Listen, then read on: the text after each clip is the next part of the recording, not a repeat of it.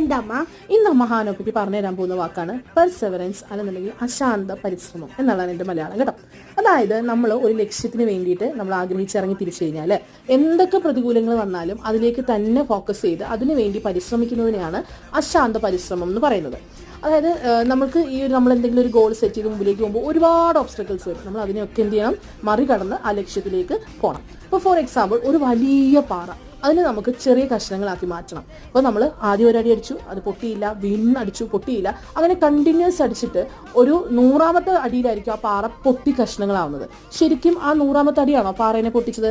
അല്ല, പിന്നെ 1ാമത്തെ അടി. അതെ, ഗുഡ്. 1ാമത്തെ അടി തുടങ്ങിയിട്ട് ആ പാറയിൽ ചേഞ്ചസ് വന്നു തുടങ്ങി. അതുപോലെയാണ് നമ്മളുടെ ലക്ഷ്യത്തിലേക്ക് നമ്മൾ വെക്കുന്ന ഫസ്റ്റ് സ്റ്റെപ്പ്, കുഞ്ഞു സ്റ്റെപ്പ് മുതൽ നമ്മളുടെ ലക്ഷ്യത്തിലേക്ക് എത്താനായിട്ട് നമ്മളെ സഹായിക്കും. അപ്പൊ ഇന്ന് നമ്മൾ പഠിച്ച വേർഡ് എന്താണെന്ന് അറിയോ? പെർസിവറൻസ് അല്ലെങ്കിൽ അശാന്ത പരിശ്രമം. അപ്പൊ പുതിയ വേർഡുമായിട്ട് നമുക്ക് നാളെ കാണാം.